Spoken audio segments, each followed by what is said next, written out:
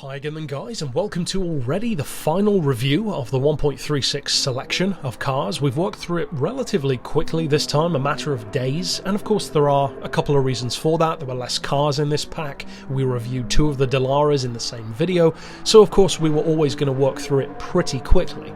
We've already tuned this car, for instance, on I think it was day 2 of coverage, with a Blue Moon Bay N400 cash cow setup where you can easily earn back the car's money in a couple of races.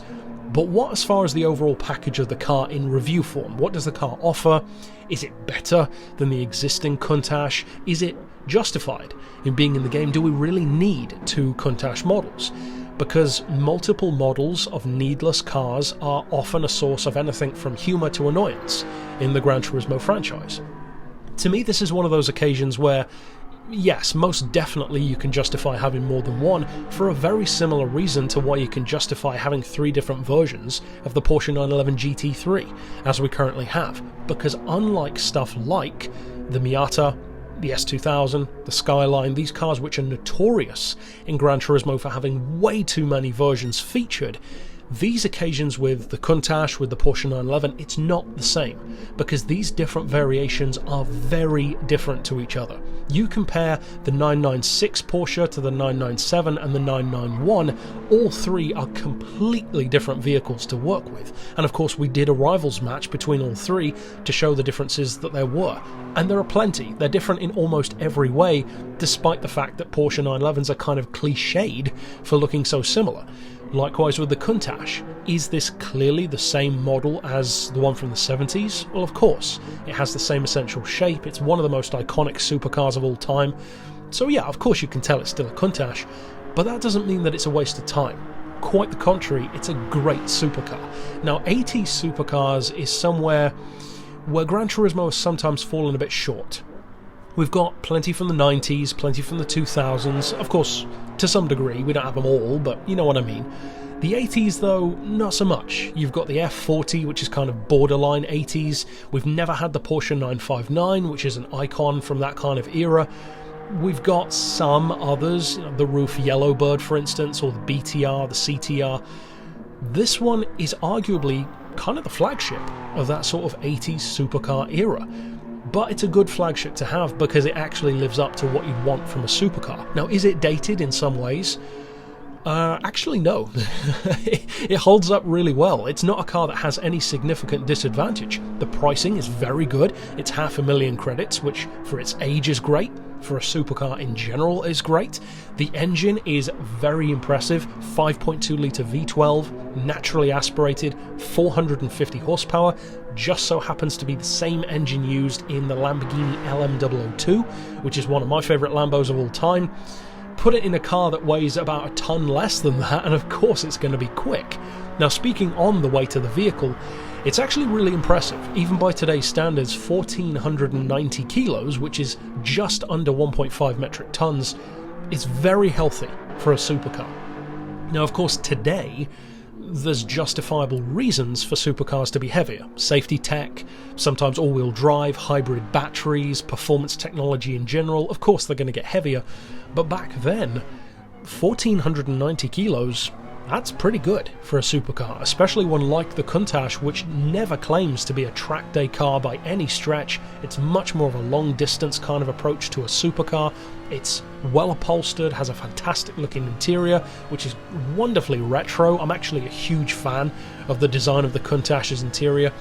And it's well equipped. As I said, it's comfortable, it looks like a place you'd want to be. It's not some hardcore stripped out roll cage track monster which has no comfort at all.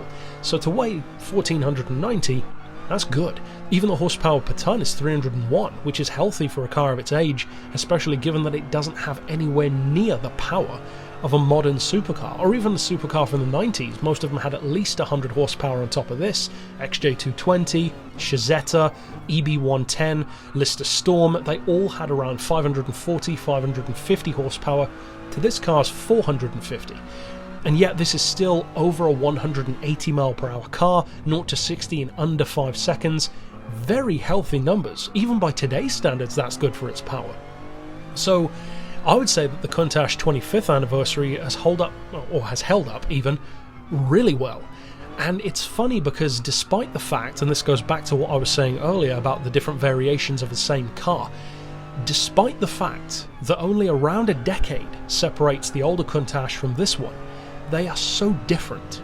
The way they handle, the way they perform, even the things that they're good at are totally different, and that's the same as it was in GT6, and that's exactly what you'd want it to be like. You don't just want two different model years of a car that doesn't bring anything new to the table.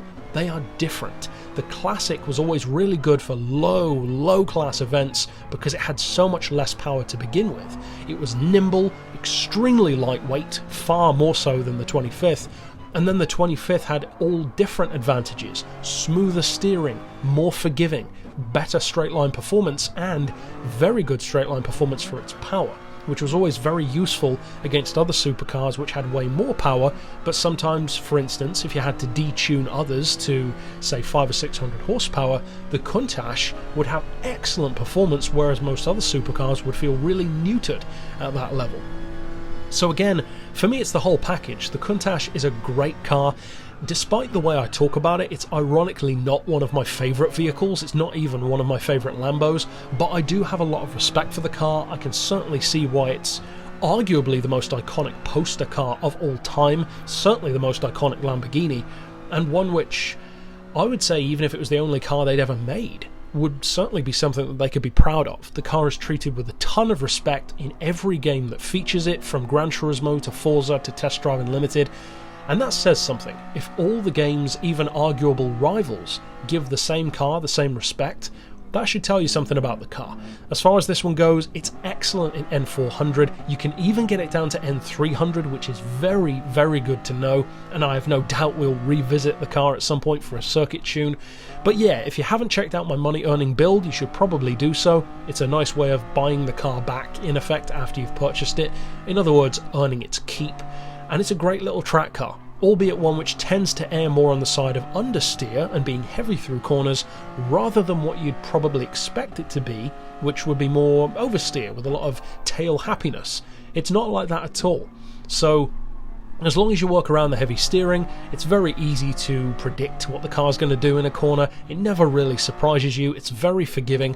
All you need to do is brake a little bit earlier, turn in a little bit harder, and let the car's natural old school power do the work for you. If you do that, it's a great contender, and I have no doubt that people are going to love this in multiple categories online. But overall, that's it for the 1.36 update, at least as far as these initial videos go. So as I said, we will doubtless revisit others like the Stratos, the Countach for different forms of tuning, but that's it for now. Of course, I will see you then, and for now, as always, thanks for watching.